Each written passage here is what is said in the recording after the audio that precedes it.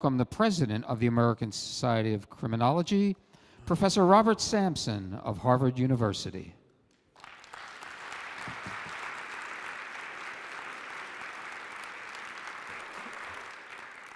Thank you and welcome to the 68th annual meeting of the American Society of Criminology. It's a great pleasure as president to chair this session and deliver the presidential address.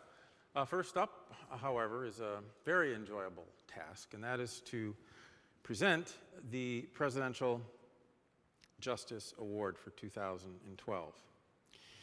Motivated by the theme of context in the location of our annual meeting, I nominated to the ASC board an organization rather than an individual as recipient of this year's award, the Chicago Area Project. Founded by Clifford Shaw, the Chicago Area Project resulted from studies conducted by Shaw, but also McKay, at the Institute for Juvenile Research. The administration, research, and field work for the project was conducted by a number of academics and professionals, including Anthony Sorrentino, Henry McKay, and Saul Alinsky, who many of you will recognize, as well as Solomon Kobrin and other staff members. For over 80 years, CAP here in Chicago has worked to reduce crime, strengthen neighborhoods, and in my opinion, work for justice. I believe there can be no criminal justice without social justice. Let me just read you really briefly the philosophy of CAP, and you can see hopefully why I recommended them. Chicago Area Project's philosophy is to improve the quality of neighborhood life with a special focus on solving problems faced by young people and their families.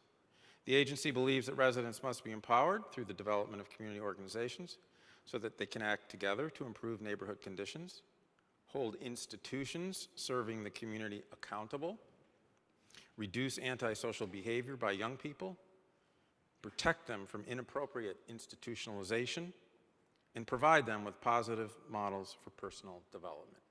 It's a wide and encompassing project, and I'm pleased to present the Presidential Justice Award to the Chicago Area Project, and receiving it will be David Whitaker, the Executive Director.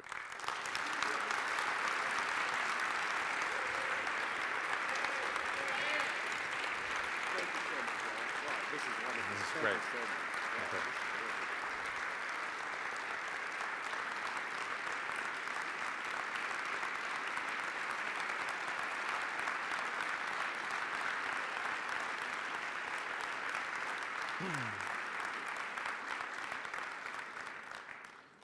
Okay, that's great.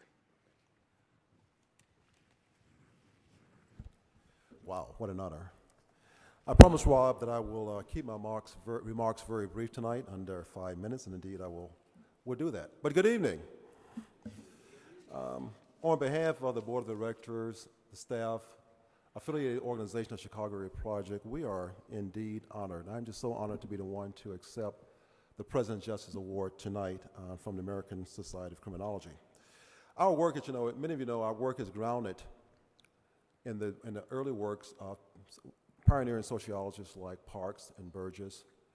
And following that up, who set the tone for our practice. But following that up, we had wonderful, wonderful pioneers, as Rob mentioned, like Clifford Shaw, who put theory into practice. And as you can see today, for those who've kept up with the Area Project, that we now have a affiliated network of over 50 community-based affiliates in metropolitan Chicago and another 200 affiliates in Southern Illinois, south of Kankakee, for those who are familiar with Illinois geography. But this work would not have been possible without a wonderful and dedicated board of directors. I want to recognize my board of directors, led by Z. Scott, who is my board chairperson, and many board members who not only lend their support, time, effort, energy, and money to the work that we do, but also they set the tone and provide the guidance and leadership for our work. The primary message of Chicago Area Project is that community matters. Community still matters. We believe, as Professor Sampson has suggested many times, that the neighborhood contexts are an important determinant to the quality and quantity of human behavior. That's why our work is grounded in the context of community that respects cultural differences, recognize community strengths, and indeed are committed to organizing indigenous residents for change. And we have seen in our work the trajectory of community change really go in a positive direction when community folks get involved. Indigenous leaders come involved in the work and the efforts of their community. Finally, our challenge has always been from a policy perspective to getting policymakers to understand that the old way of trying to address community ills from an isolated institutional approach does not, cannot, will never work. Without the engagement, the civic engagement of communities, the work that they've been tempted to do will remain hopeless. But in Illinois, I'm just really delighted and pleased to say that our policymakers from our governor's office all the way down are beginning to understand and invest in community. The investment has been modest so far to date, but with promises of more and more investment from our state, we believe that the community can indeed make a change. So, Rob, we're just delighted. Thank you so much for your nomination, and thank to the entire board of the American Society of Criminology for recognizing the wonderful work of Chicago Project, our founders, our current staff, volunteers, and organizations, and we just want to say thank you, thank you, thank you again. Thank you, Rob. Again, thanks a lot, David.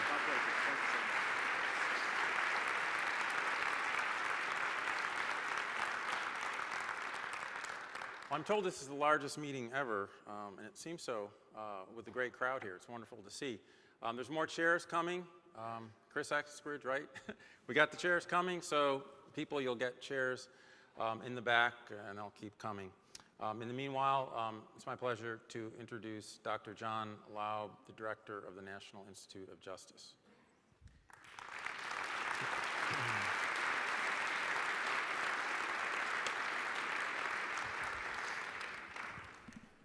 Thank you, Rob.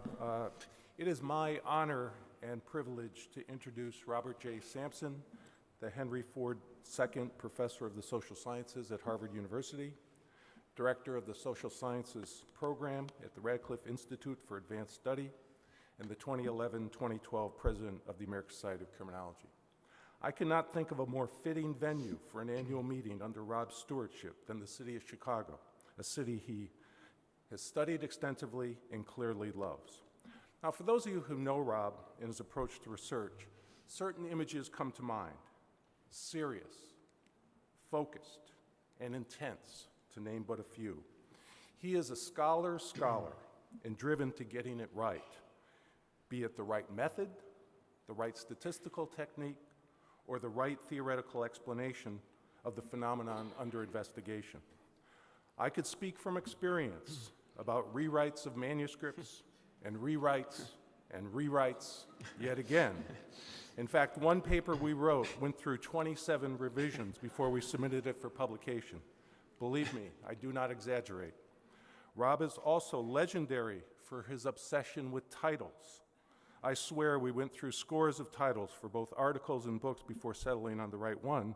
And of course, we then went for months second-guessing our choice. But perhaps Rob's approach to research can be best revealed in what I call the ASR story.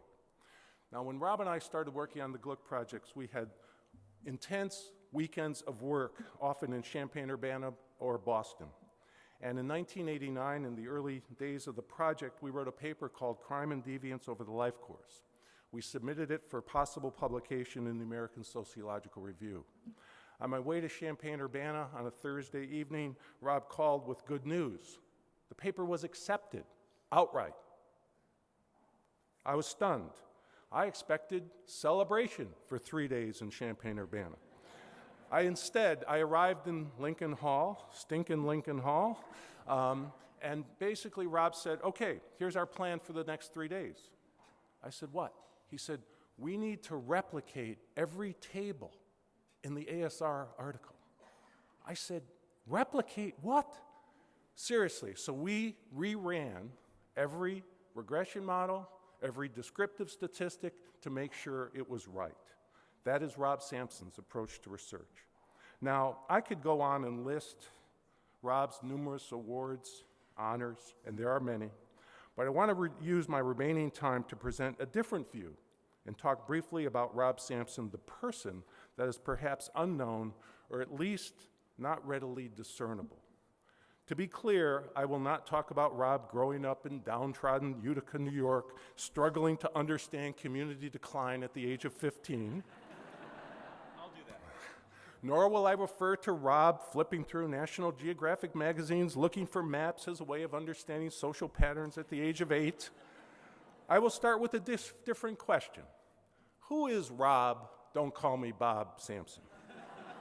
Now, in the interest of time, I will briefly mention 5 things. My list is very long, but I will just list 5. Number 1, Rob loves teaching, especially undergraduates. He is a dedicated teacher and committed to sharing his knowledge. He is what all professors should strive for, a preeminent scholar and a great teacher. Number 2, Rob loves dogs and small children. Okay, Rob loves dogs, especially his new dog, Cassie. Number 3, Rob is a family man. Although he often complains about his kids, John and Laura, he is fiercely loyal to them and will do anything to enhance their well-being. I see in them some of Rob's admirable traits. Laura, driven to science and data. John, driven to the arts and humanities.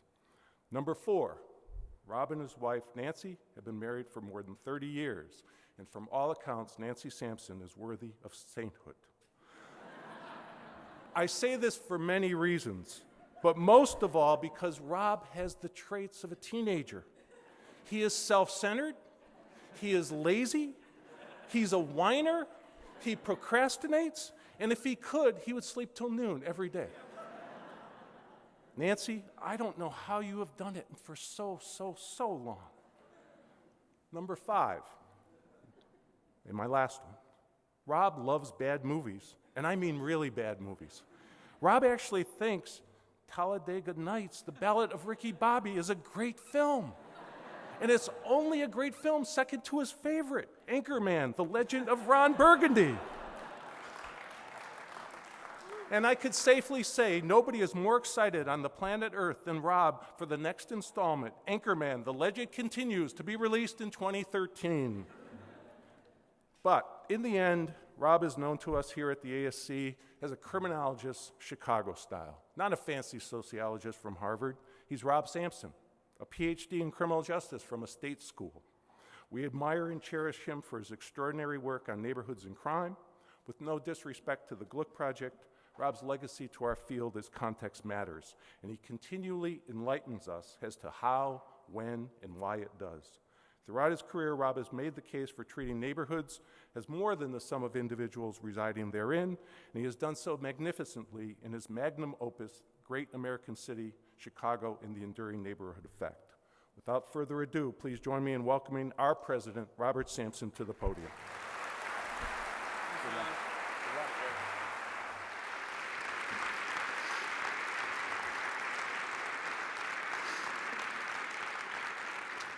I said thank you, John, I think.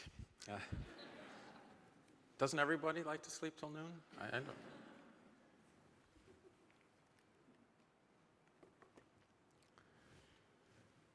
The thesis I advance in this address is that place, especially as manifested in neighborhoods, is a fundamental context that has widespread effects on crime, perceptions of order and disorder, well-being, and much more, including the social organization of the contemporary metropolis. In a recently published book, Great American City, Chicago and the Enduring Neighborhood Effect, I introduced this thesis by asking the reader to imagine the very opposite, placelessness in the alleged death of distance in an increasingly flat world. On a first try, such a world is easy to picture because it confronts us every day. Technology seduces us to transcend place, and indeed the streets and even some of the halls of the conference are filled with people plugged in to anywhere but what they are. If our devices allow us to be elsewhere, aren't the particularities of our somewhere irrelevant? The globalization of culture and travel are pervasive, further eroding local boundaries. We've also been told for some time now that traditional forms of community have withered away.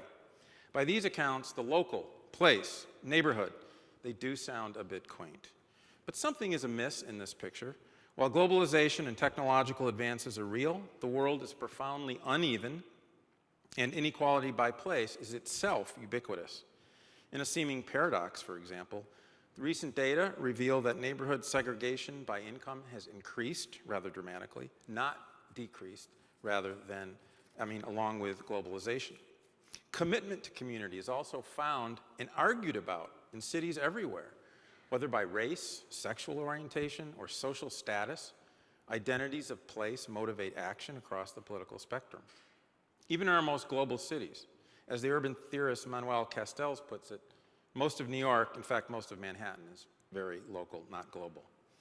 Now, to experience the diversity and distinctiveness of contemporary neighborhoods reflected abstractly in the colorful mosaic on the cover of the book, I take the reader on a walk down the streets of Chicago, starting smack actually in the middle. I begin in the sparkling, magnificent Mile just off the Gold Coast. Some of you may have walked out there yourself. And I walk a little bit south, further along Michigan Avenue. This is the world that many see, what we might think of as the gleaming and vibrant city. On the left, you see the Michigan Avenue Bridge with a glorious classical architecture on the left and the, well, let's just call it the Trump Tower. Rising over 90 stories on the right, architectural tours, people walking about. It's gorgeous. And then Millennium Park, a little bit further south, built over cost, but nonetheless a magnificent park, people frolicking about. This is what people often see. And in every city, to some extent, you get the downtown, you get some aspect of a gleaming city. But what we often don't see is what I think of as the abandoned and forgotten city. This particular picture is taken not far at all from the previous picture. You walk a little bit further south and you come across neighborhoods like this where you find buildings abandoned, but also no people, garbage in the streets, forlorn looks, people suspicious when you do see them on the streets. And I walk further through working class neighborhoods, high-income neighborhoods, and further and deeper into the South Side, which is even more out of sight, out of mind in Chicago, including one of the most famous neighborhoods, or infamous, shall we say. This is the first picture and figure in the book, in the shadows of the former Robert Taylor homes. On this very site once stood, not long ago, the Robert Taylor homes, home to over 30,000 people. And this has particular poignancy for me, and actually some others, I believe, in the audience. In the mid-90s, several of us visited the Robert Taylor homes and stood on this very site in about the 10th floor and visited two women who were part of a community organization.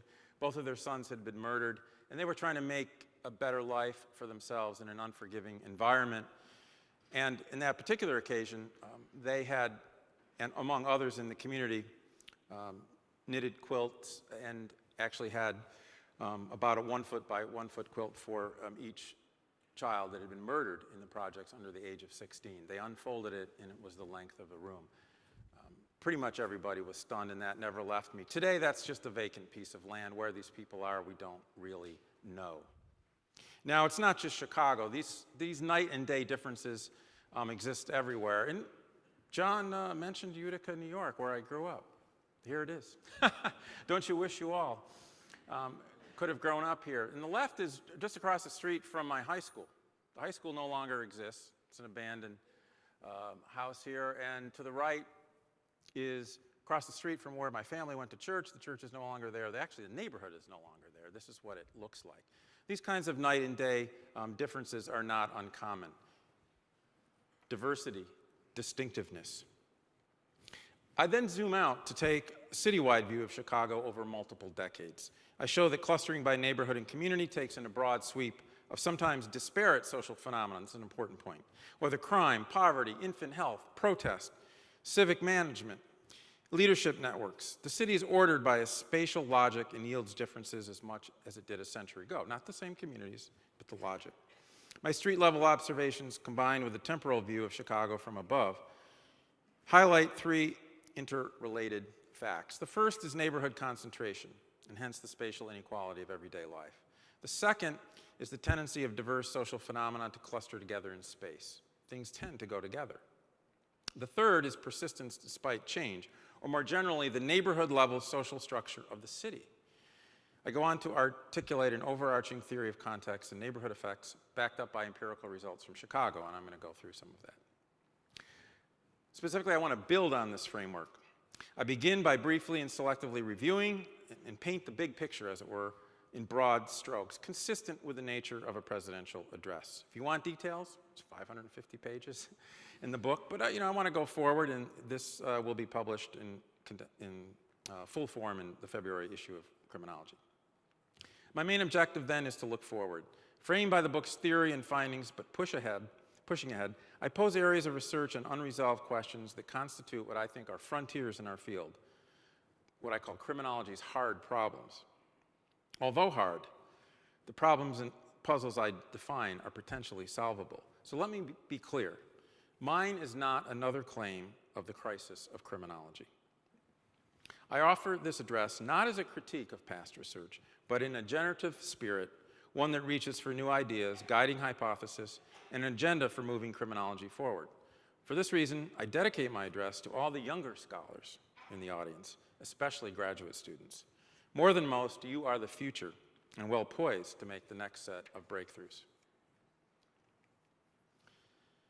The great student of the city, Lewis Mumford, once said, "Neighborhoods, in some primitive, inchoate fashion, exist wherever human beings congregate."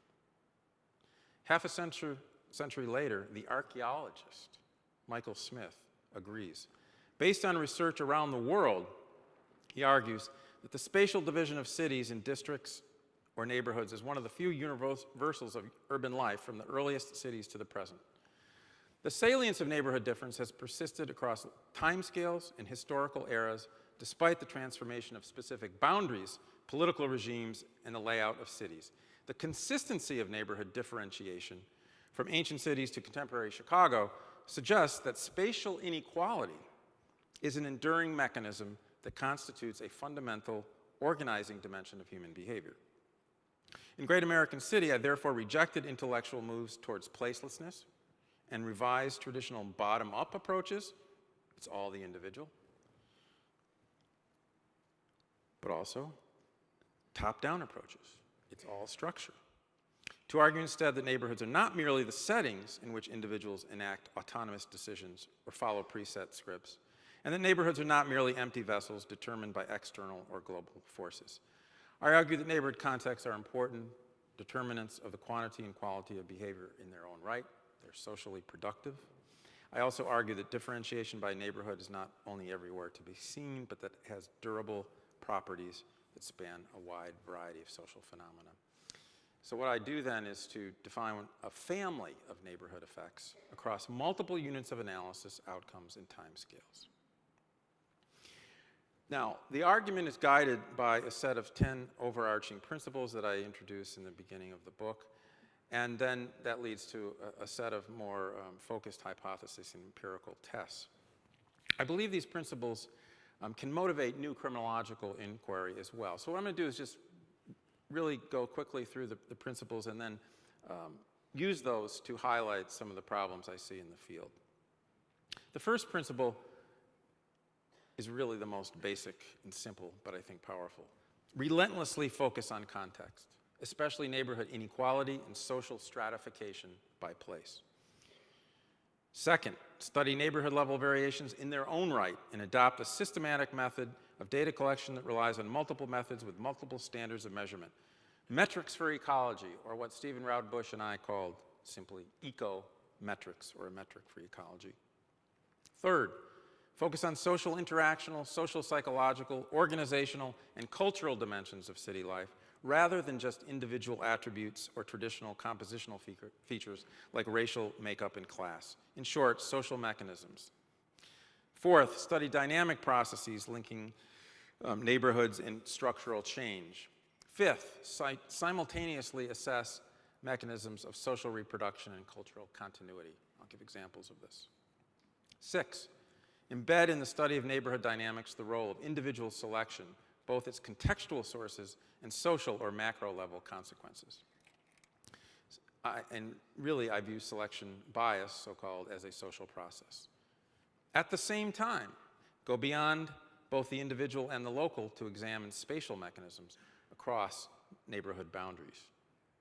Further yet, study the social and cultural organization of the city or metropolis as a whole, looking at links that cut across beyond neighborhoods, cross-cutting ties. 9,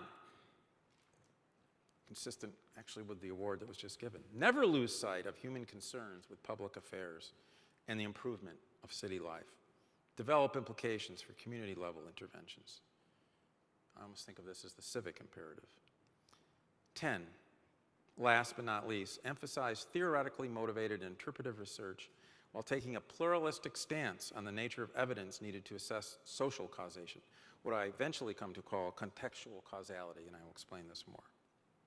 Based on these principles of theory and method, again, I developed a more extended set of hypotheses based on work in Chicago, what I call the Chicago Project, but these are all rooted in a large-scale effort, the Project on Human Development in Chicago neighborhoods, collaborative project, lots of people involved. I can't mention everybody in this abbreviated address.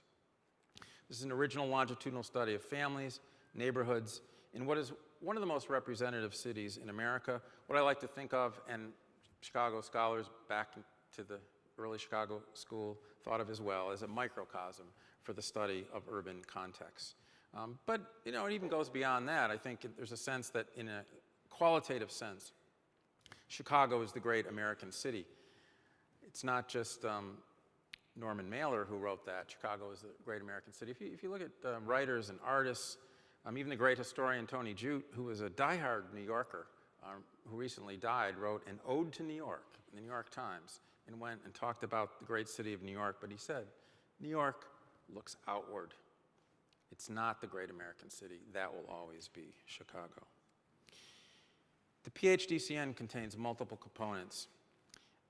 I am simply going to discuss them literally in about 15 seconds. You can read about these in more details. The idea is development embedded in context. Therefore, it's 2 studies in one, including, first of all, the longitudinal study of kids, starting in a birth cohort ranging at 3-year intervals all the way up to 18, followed over multiple years, 3 waves. This was embedded in a multiple method study of neighborhoods, where we took neighborhoods as important units of analysis in their own right. Community surveys, systematic social observation. We took movies of streets, network panels, field experiments, and more. Now, I have to make a bit of a confession here. The great American city, in a sense, integrates structural inequality, social and cultural mechanisms, as I've noted, spatial logic, higher order social structures. It's not a theory of crime per se. And here I am giving an address to an audience of criminologists. But this may be an advantage. There are a lot of theories of crime out there. I offer instead a theory of context that is broadly applicable to multiple social outcomes, and crime is a leading test case. So the criminologist in me runs throughout the book, but I just wanted to lay that on the table. It's really about context. So having outlined the contours of the book, I now need to detour briefly through some conceptual issues around the definition of neighborhood, which is often said to be a problem. Almost a century ago, the sociologist Roderick McKenzie stated, probably no other term is so loosely used or with such changing content as the term neighborhood, and very few concepts are more difficult to define. And since then, hundreds of definitions have come and gone. Some go for big units of communities, districts. Some go for small units, block groups, some down even to the micro place level. Now, I argue that the empirical search for the correct operational definition of neighborhood is somewhat misplaced. For one thing, the concept of place ranges over units big and small. Merriam-Webster's dictionary, for example, defines place to include areas as small as a building or as large as a region or center of population. Think about that. Thus, Chicago is a place, but so is Hyde Park community surrounding the University of Chicago. And within that, Jimmy's, a wonderful watering hole at East 55th and South Woodlawn. Get there if you can. And some of you, I know, have been there. The phenomenon of crime does not privilege any one type of place or ecological unit either. Crime varies across societies, states, counties, cities, and certainly within neighborhoods. But crime varies within smaller places too. Most apartments on a high burglary street are not burglarized, for example. Within an apartment complex, crime risk varies by apartment. Internal variance does not logically imply that a lower micro level is inherently better or more important than a higher level. Why Stockholm is less violent than Chicago, for example, is just an important question as to why crime varies by smaller places. Equally important and related is the symbolic power or idea of neighborhood.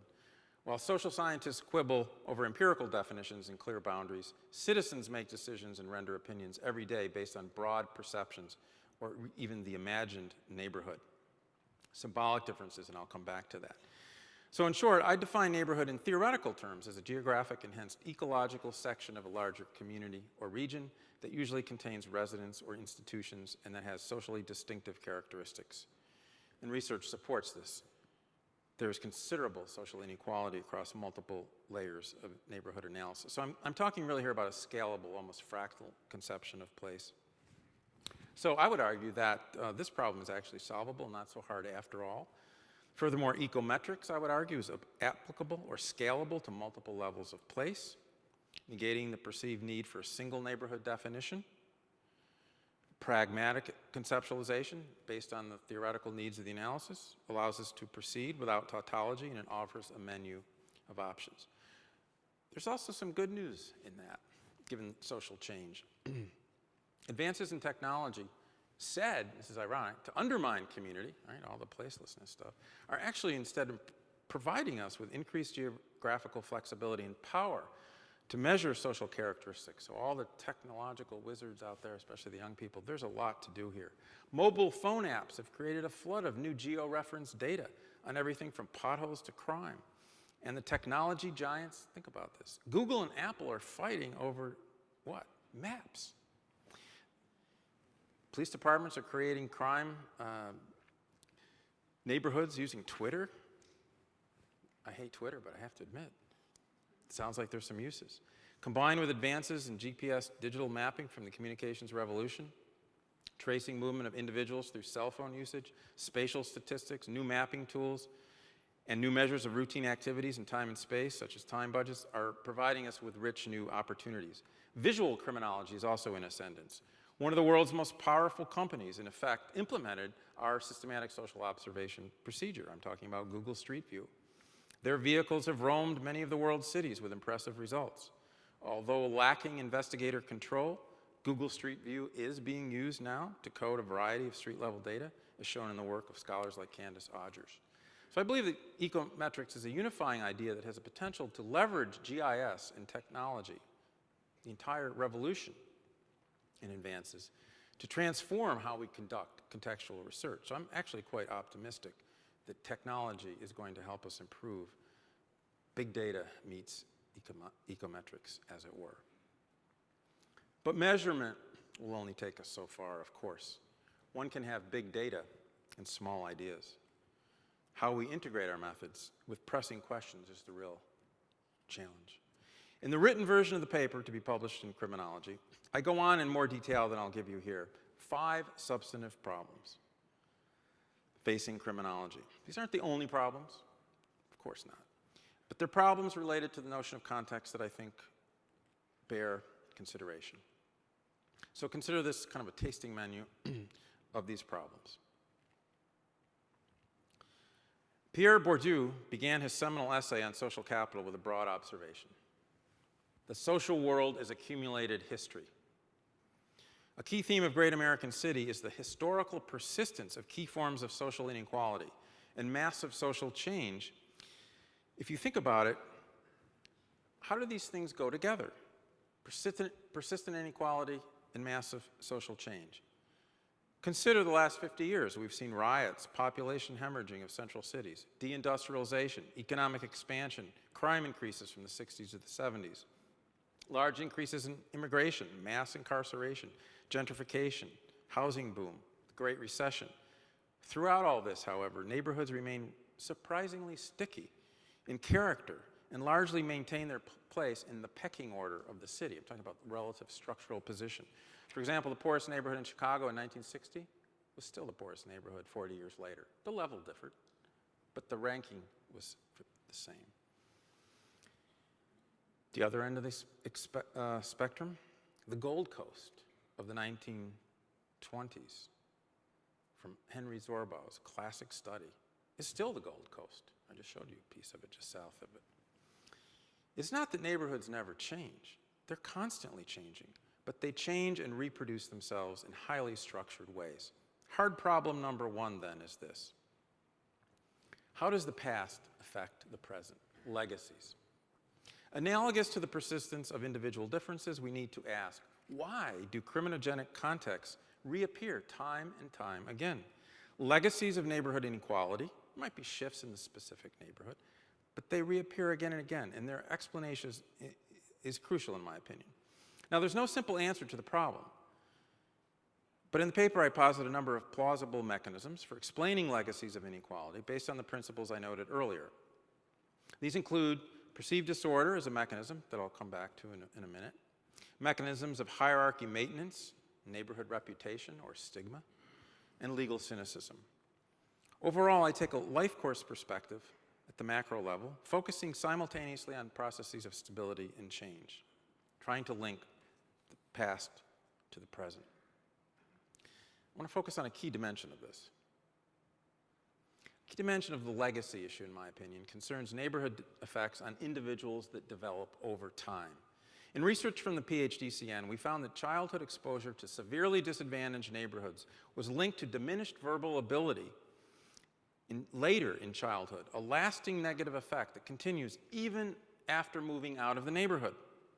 Specifically, living in concentrated disadvantage depresses the rate of verbal learning by about 4 IQ points. I put IQ in quotes, which is roughly equivalent to missing a year in school, okay, growing up in disadvantaged neighborhoods. This is a lagged effect of context, one that has deep implications for how we understand the legacy of neighborhood effects. Recent work by scholars such as Patrick Sharkey has also uncovered important time-varying intergenerational effects. The key finding is that neighborhood effects depend not only where individuals live today, but on where they lived in the past and where their parents lived. Sharkey, in particular, finds that since the 1970s, a majority of black families have resided in the poorest quarter of neighborhoods in consecutive generations, compared to only 7% of white families. This body of research renders invalid the usual strategy in criminology to study current neighborhood conditions only, while controlling for characteristics such as family supervision, achievement, and employment that instead may be outcomes of past neighborhood deprivation. It's a key analytic point. In a very real sense, we can say that neighborhood inequality is socially inherited. In short, while intergenerational family research is well established in criminology, we need research on intergenerational and multi-generational neighborhood effects, along with study of the cumulative effects of the past in studying current inequality. And again, the work of Pat and others is some great work coming along. Such a move would help us get to the bottom of what I call in the book developmental neighborhood effects, or you can think of it really as the life course of place and a more rigorous assessment of history. Again, history is crucial, and I'm not just talking about just so stories. We need to study how prior neighborhood is reflected in their current reality. The facts about legacies of inequality bring into sharp relief and follow naturally into the next problem, big problem. Criminology has not developed a clear understanding or policy solution to profound disparities in criminal violence by race. Racial disparities in crime and criminal justice may even be growing. In the first 6 months of 2012, for example, 201 of the 259 homicide victims in Chicago were African American, 78%, even though blacks make up less than a third of the city's population now. Perhaps even more stark, 70% of black males with less than a high school education will spend time in prison, making incarceration an expected part of the life course. This is unacceptable. One stab, a small stab, at an explanation was offered 15 years ago when William Julius Wilson and I proposed a theory of race and urban inequality to explain the disproportionate representation of Americans as victims and offenders in crime. Our thesis was that community-level patterns of racial inequality give rise to the concentration of the truly disadvantaged, which in turn leads to structural barriers and cultural adaptations that undermine social organization and ultimately the control of crime. We pursued this logic to argue that the community-level causes of violence are the same for both whites and blacks, but that racial segregation by community differentially exposes members of minority groups to violence-inducing and violence-protecting social mechanisms, explaining these disparities. This is known in the literature as the racial invariance thesis. I go into this and I review it somewhat in the paper. Not going to do it here. But the problem is, due to the inequality, is that segregation by social factors is so great that tests are actually hard to achieve. There's really no counterfactual. Simply put, whites do not live in the same or even average context faced by African Americans. Let me give you just one statistic from our study. This is with Steve Raudenbush and Pat Sharkey, using the PhD-CN data. In Chicago, representative sample of children, fully a third of black children in Chicago grow up in the upper quartile of concentration of disadvantage. The proportion of white children that do so, 0. 0. That's not a typo. At the other end, while white working class areas do better than the highest income black neighborhoods when it comes to economic status of near neighbors. And this spatial advantage extends to social interaction and criminal justice processes such as incarceration. So while I've hypothesized that spatial inequality in both disadvantage and social processes are central to explaining racial disparities, the problem is that counterfactual tests are difficult to achieve because of the very inequalities of issue. We almost have phantom comparisons. Nonetheless, I believe in the hypothesis, and I think the challenge, especially linked to the next section that you're going to hear about, provides us with a lot of opportunities for the future. Not only do racial disparities and inequalities remain, black-white distinctions are not sufficient for the 21st century America. A new reality of ethnic diversity has emerged, bringing with it further questions and puzzles. Latino Americans are now the largest minority group, and immigration has neared peak levels historically. We have reached a demographic tipping point. Minority babies now outnumber white infants. Whites are in line to become the nation's minority in the not-too-distant future.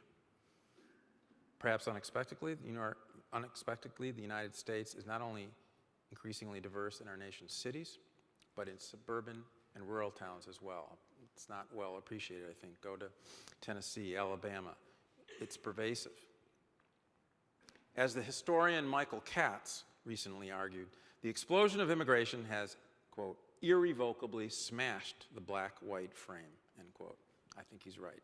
Indeed, immigration has reshaped America and is now reshaping the world in ways that demand criminological attention. I think we're behind on this. Once again, the puzzles are big. Why are first-generation immigrants who are disproportionately poor less likely to be involved in crime and violence?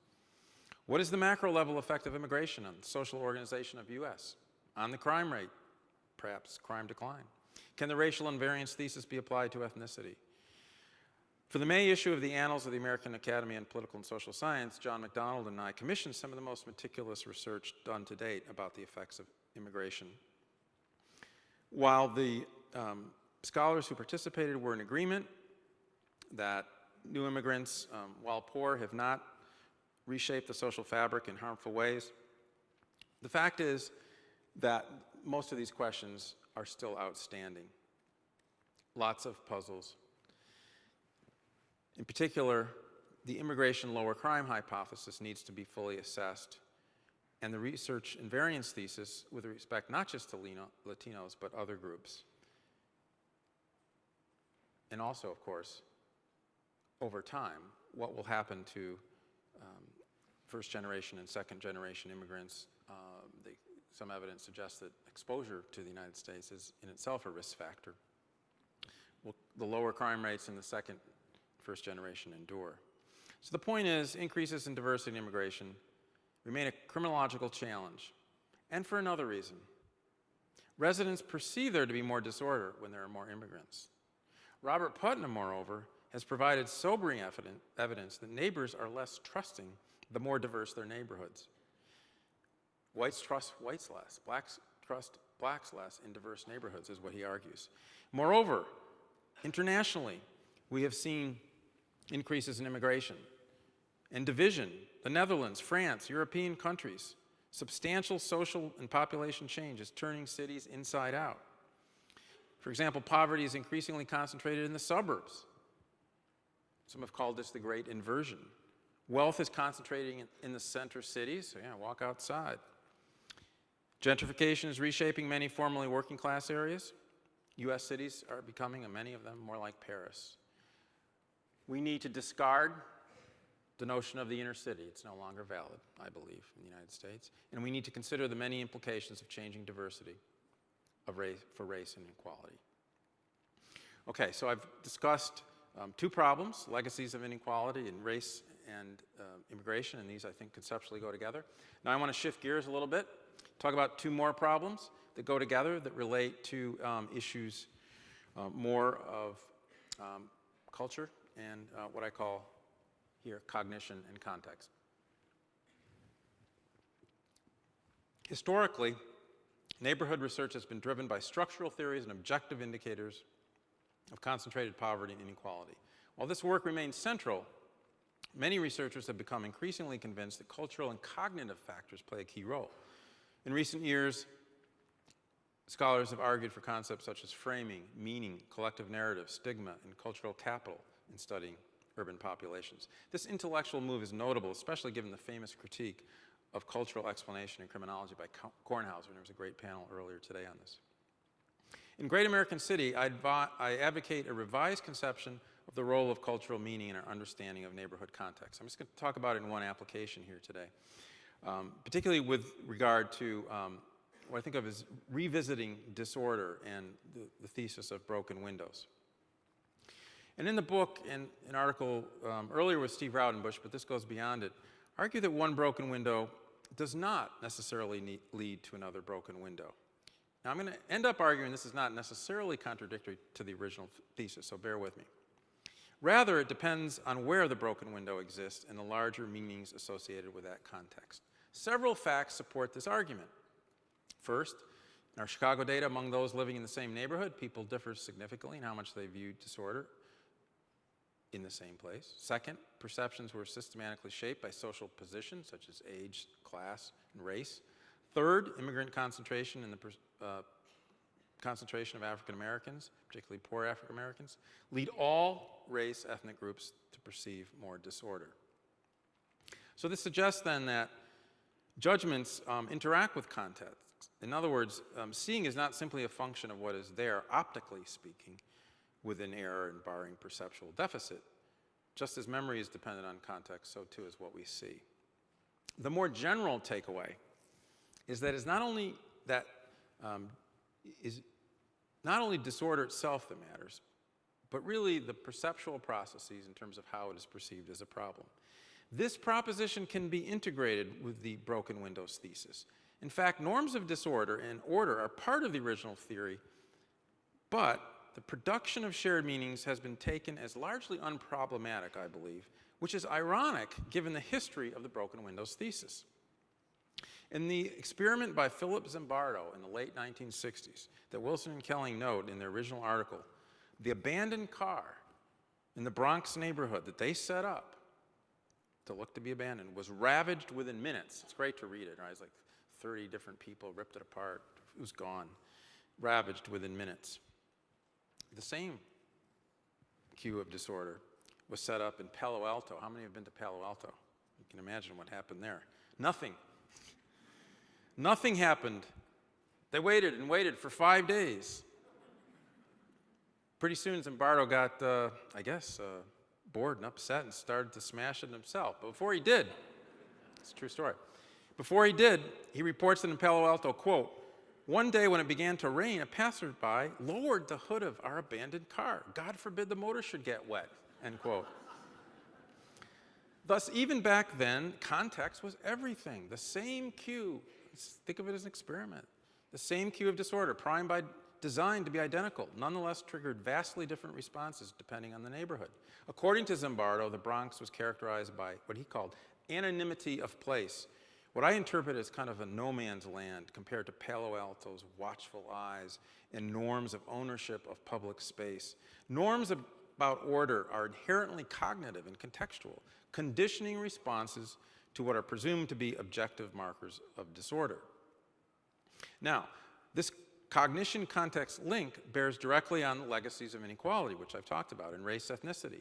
Neighborhoods with high concentrations of minority, immigrant, and poor residents have historically been hard hit by structural problems of crime and capital disinvestment.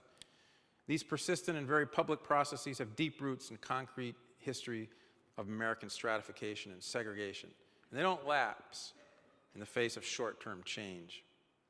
In fact, perceptions take on a new life and persist when reinforced through social interactions, institutional practices, and collective reputation. So the article they wrote previously, what I do in the book is then to build on this and argue that shared perceptions of disorder, independent of observable visible cues, form a meaningful social property of the environment that influence both individual and neighborhood level outcomes, including the future poverty level of a neighborhood, controlling for its past poverty and actual present disorder. And an interesting finding, I think, I show that an individual's perception of disorder is most influenced not by the current level of observed disorder, his or her own characteristics, poverty, or even the racial composition of the neighborhood. What matters most is the intersubjective or shared prior beliefs of different residents formed years earlier. In other words, the shared priors predicts the future perceptions. And we did this also with key informants, which I won't get into. These findings reinforce the symbolic role of neighborhood context that I discussed earlier. Reputations are sticky. The categorization of neighborhoods as good or bad carries weight that is transmitted over time through institutionalized practices. This is important. Culture is implicated through institutions, so structure matters. Often neglected is the fact that the police are at the forefront of dividing up the city into easily understood categories shaped by race and class, and their own visible presence in the community can actively reinforce priors of residence. This self-fulfilling prophecy reflects what I call in the book the looking glass neighborhood.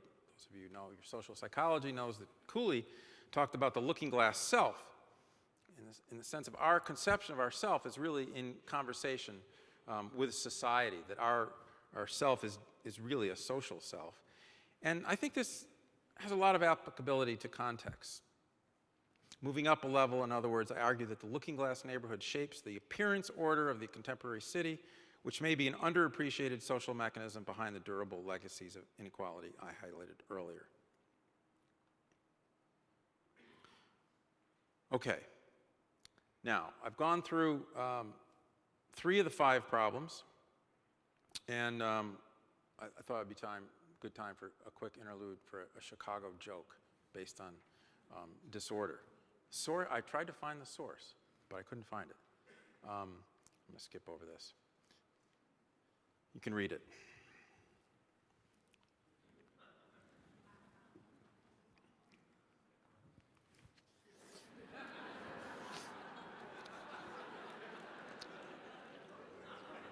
Now, whoever finds out who wrote this joke, please tell me. I'll pay you. I'll buy you a bottle of scotch because I think it's great. So I'm going to leave disorder now in the interest of time. I had a little bit more to say on that. And move into another cognitive aspect in a way. And I'm going to call this section Collective Efficacy and Norms in a Cosmopolitan World. Born of classic social disorganization theory and the Chicago School of Urban Sociology, collective efficacy refers to processes of informal social control and social cohesion among residents. Our conception of collective efficacy was accompanied by a theoretically driven measurement strategy that tapped both behavior and norms, the econometrics of collective efficacy, as it were. Resident-based reports of trust, helping behavior, and the collective willingness to do something about public problems all clustered together at the neighborhood level and were measured reliably by a summary scale. In neighborhoods that were otherwise similar, those with higher levels of collective efficacy had lower rates of crime. This general finding was replicated in Stockholm, Sweden, and it arises in a number of other international contexts as well, suggesting that Chicago is not unique. Collective efficacy is also quite stable over time and predicts future variations in doing fixed effects models, and I'm sure as hell not going to talk about that here. I'm just going to claim that whether rich or poor, white or black, it seems that collective efficacy at least portends a trajectory of well-being. But many questions remain, and I get questions all the time. A common one is measurement related. How is collective efficacy best measured? My answer is that collective efficacy is a theory of process and not simply a measure. I think there's often a conflation of the two. For example, different measures of cohesion are possible, and I think future research should not be strictly bound by our original operationalization. I discuss this more precisely in the written version of the paper. I would emphasize, however, that activated ties are not the same thing as the density of ties, and that's a key distinction in the theory. It's not just the structural configuration of the number of people that one knows, but also what passes through those ties, right? The content and the activation of the ties. Furthermore, I argue that shared expectations of conduct in a social setting tap the latent capacity for action, and therefore that measuring only acts of control confounds norms with inducements and opportunities for their execution. As Irving Goffman argued, social norms are rooted in shared expectations and perceived codes of conduct that arise in the context of everyday, repeated interactions. One way to think about it is this. It matters what I think others think. It matters what I think others think. This, of course, is the idea of common knowledge, which goes back in philosophy hundreds of years. I think we've perhaps not paid enough attention to it. So in that sense, collective efficacy in knowing what or thinking what others think makes collective efficacy a kind of deterrence or moral rule, a generalized mechanism of common knowledge that goes beyond any single act of control. Don't snitch, for example, is a social norm about not intervening or contacting the authorities, a form of anti-collective efficacy that can coexist with strong personal ties, in fact, is reinforced by them likely, in social neighborhood interactions. In sum, I view collective efficacy as an overarching construct and causal process involving shared expectations about order and control, activated ties, and acts of informal control. How these concepts are measured and interrelate will vary depending on the research context, and I say more about that. And I also want to talk about two other aspects. Because another question I'm often asked is, how is collective efficacy produced? I have no easy answer there either. But one solution consistent with the idea of cosmopolitan efficacy is organizations. The density of nonprofit organizations is directly related in our data to higher collective efficacy, controlling for economic status, and friendship ties. One reason is that shared expectations and trust appear to be maintained and enhanced by collective activities of organizations. And if you think about it, a lot of organizations, there's a lot of mundane stuff that goes on, and Mario Small, in a wonderful book, talks about this. He studied child care centers in New York and almost inadvertently found that the collective aspects of fundraising and parties and so forth exposed parents to collective goals and led to an externality of ties. He really talked about it in terms of the development of social capital and collective efficacy. And I think that nonprofit organizations and the maintenance of these kinds of resources generate a web of routine activities. They're important. And this is especially important in contemporary cities, in the contemporary world, where we can only know and socialize with a small proportion of our neighbors. It's just a structural constraint. The organizational effect on collective efficacy and its distinction from dense personal ties leads me to suggest that perhaps the more accurate conceptualization is cosmopolitan efficacy.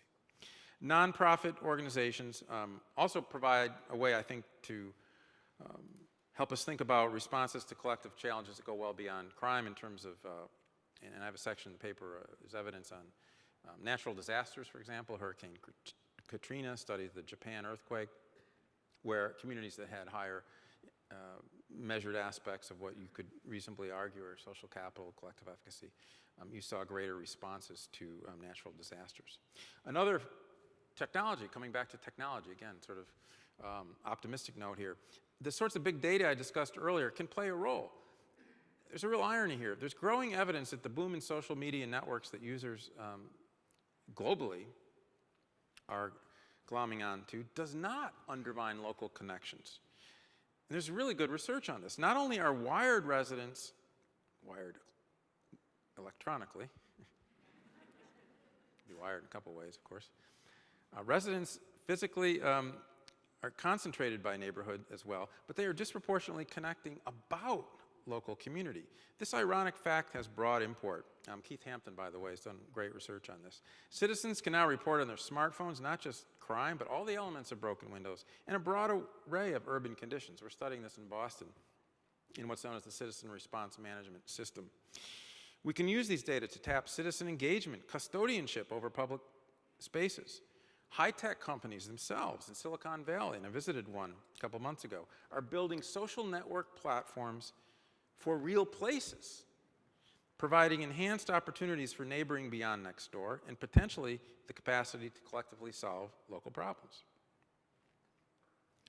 A final intriguing, perhaps unconventional possibility, and this is, again, work for the future. What role can the police play in the criminal justice system? Sounds perhaps paradoxical.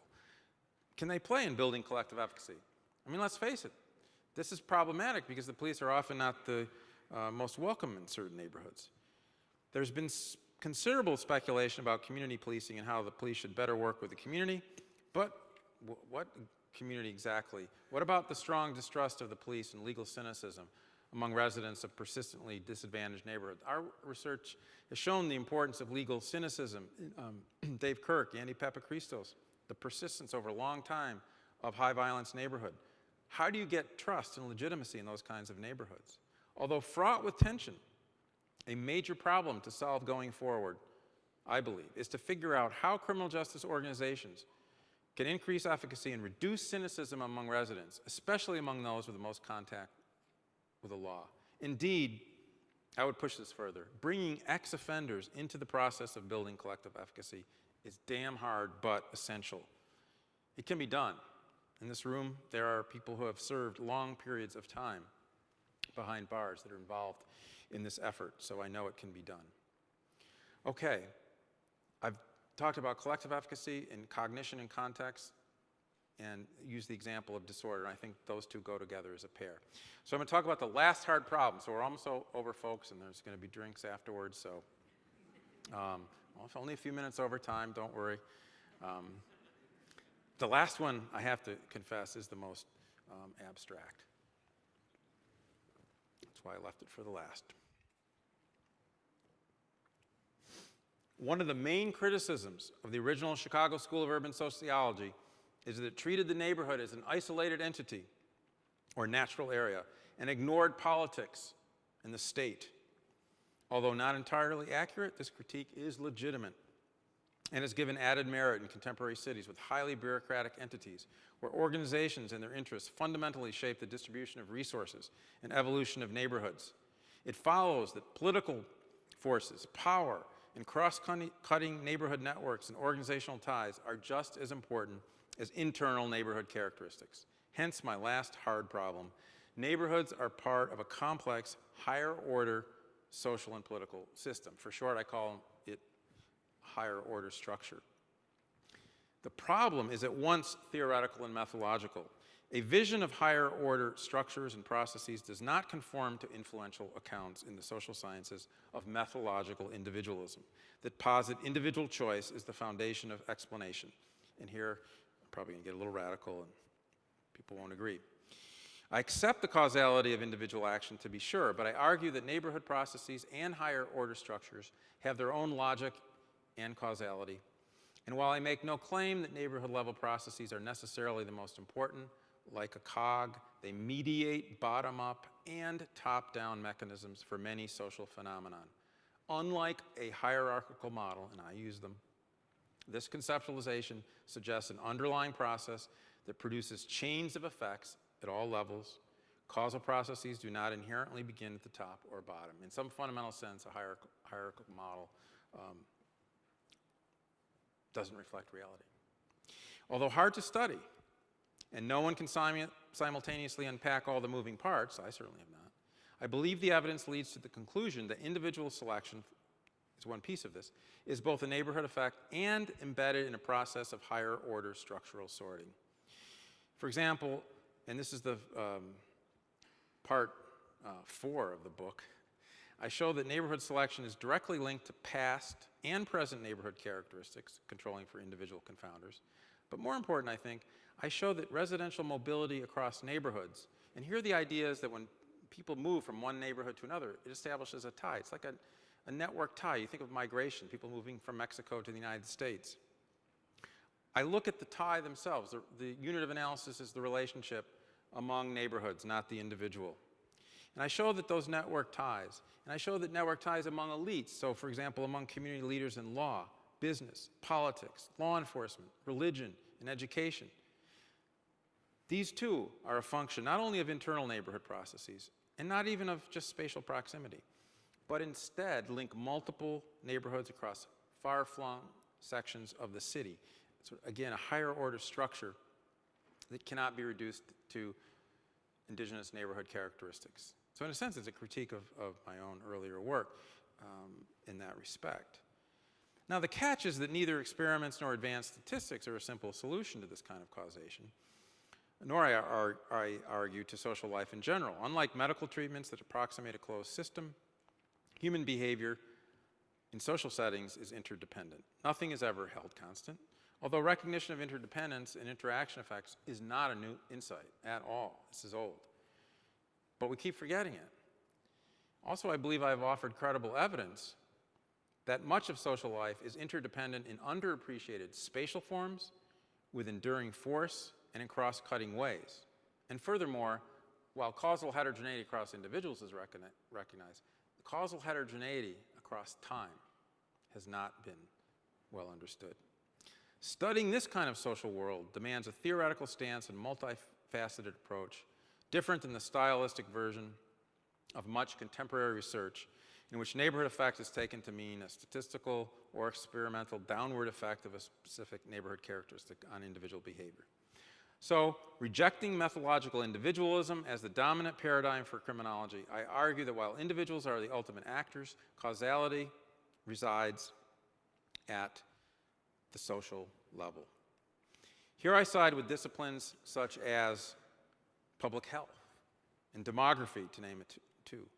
The real action for the problems I have addressed is at the level of institutions, networks, shared cognition, and populations. The state's political role in amplifying or attenuating neighborhood effects is also important to incorporate. To confront causality in complex dynamic systems and higher order structures within which individuals and neighborhoods are embedded is the hardest problem of all I have tackled in this address. But the idea of contextual causality offers exciting opportunities for the development of new models of explanation and the design of holistic place-based interventions. I think of this as neighborhood translational criminology. And in the paper, I comment on a few approaches such as agent-based modeling, conjunctural causation, but I'm not going to get into that now. I just wanted to note the problem. Okay, just about there. In this address, I have covered a number of problems and puzzles that I consider important for criminologists to tackle. These have ranged widely and many seem daunting. Issues such as the reproduction of inequality, how to define and what produces collective efficacy, race and crime, the changing city, immigration, the new diversity, the state, social causality, complex systems. These are clearly not simple problems, and no one study, no one test, no one person can deal with it. But I hope to have offered a unified framework that, by, quote, relentlessly focusing on context, end quote, and guided by a set of theoretical principles, will point to possible solutions. At the same time, I believe that the identification of unsolved problems is an equally important part of the scientific process. There's precedent for my optimism. I'm going to go back a ways here. In the summer of 1900, the German mathematician David Hilbert delivered a lecture in Paris that came to motivate the field of mathematics for decades to come. In his simply titled address, Mathematical Problems, Hilbert presented 23 problems at the leading edge of mathematics. And I can imagine how long his talk was. So I only gave him 5, so. He thought it would take a century or more to solve the problems. And these became known in the field of mathematics as Hilbert's problems. Now, some of Hilbert's problems, indeed, were so hard that they are still being worked on, as he predicted. Others were solved. But he was not a pessimist at all. He believed that unsolved questions were the hallmark of a discipline with vitality, and his vision was almost impossibly optimistic. And I came across this article and I loved it. I want to share a quote. It's almost radical. Consider his argument. I'm going to read you the quote. It's a kind of a mind bender. He asked the following question: is the axiom of the solvability of every problem a peculiar characteristic of mathematical thought alone, or is it possibly a general law inherent in the nature of the mind that all questions which it asks must be answerable? Whoa. That's pretty, right? Okay. Is that mathematical thought alone, or possibly a general law inherent in the nature of the mind that all questions which it asks must be answered? He went on to argue, this conviction of the solvability of every mathematical problem is a powerful incentive to the worker. We hear within us the perpetual call, there is the problem, seek its solution. Lo and behold, many of his problems were soon solved. Others took more than half a century, and others are still being worked on. What really matters, though, or at least what I find inspiring, was the bold claim behind the challenge. Criminology, as I've argued, has its own set of hard problems. Some that have long stymied us, like race and crime, and others fresh, like the challenges imposed by the new diversity and the diverging fates of American and indeed international cities. But what I would argue is that social problems are not like math. They're much harder. So it is with some trepidation that I end with where I began, on an optimistic note. By offering a set of hard problems, I am assuming, like Hilbert, that they are to be embraced and have the capacity to energize us for the future. I confess to some worries about the narrowness of some current scholarship, but I retain a faith in criminology's intellectual vitality and capacity, and I've witnessed it for the last 4 days. And I believe a turn to a truly contextual criminology will advance our knowledge. I thus encourage a new generation of scholars to venture forth with a renewed sensitivity to the hard problems of neighborhood inequality and the many puzzles of place. Seek their solution. Thank you.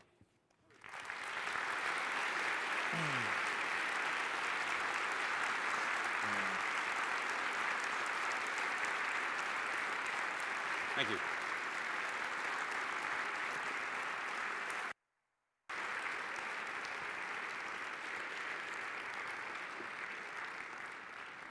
Okay, hang on just for an announcement, a couple announcements here.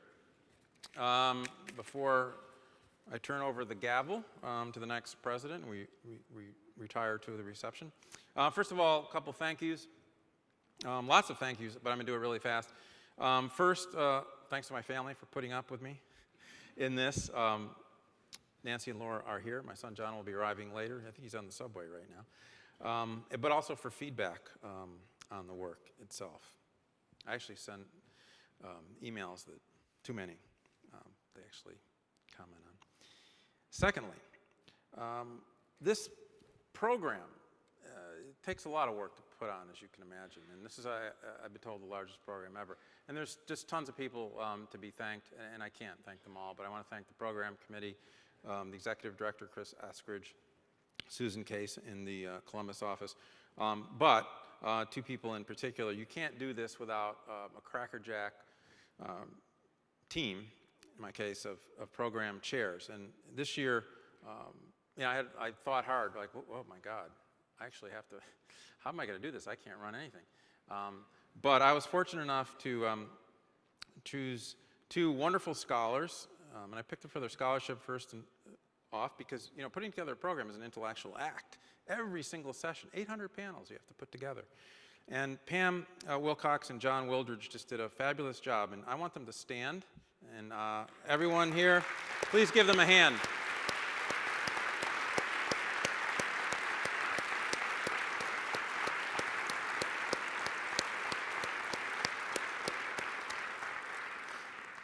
You're still speaking to me, right? Yes, okay. So after this, I'd like to welcome you to the presidential reception, which will be right next door till 7 o'clock. And we're just a few minutes over. And then after that, we've tried something new this year. We're going to have a series of other receptions. And they're in the book, many of them. that you are welcome to go to. And I just wanted to know one that's not in the book. The University of Chicago, where I taught for 12 years, has kindly organized a reception in my honor. And I think it's in the honoree room, so all friends of the University of Chicago and myself are welcome to that reception. It's from 7 to 8:30. And then, starting around, I think it is 9 o'clock, we're going to segue from the receptions to a night of entertainment, which, again, it's all experimental. Should be a lot of fun. From 9 till about 10:30, I guess, the hot spots. Many of you know the hot spots, Larry Sherman, Alex, and many others. And the band will set out here, I think, right in this room. And then at 10 p.m., this is Chicago. So we hired a blues band, Matthew Scholar Blues Band, and they, by all accounts, are terrific. And they're going to kick ass at 10 o'clock in the Red Lacquer Room. So I hope to see you there. And before that, my last act as president is to invite up Bob Agnew, the incoming president of the American Society of Criminology, to turn over the gavel, and he'll have a word to say about the next meeting. Here you go, Bob.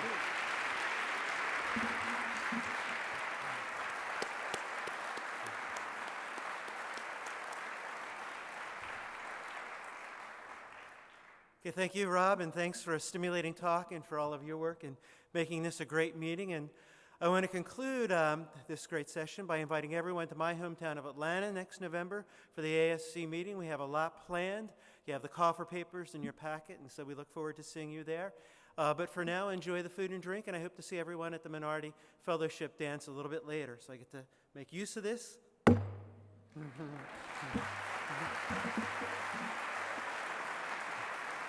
Great job, Rob.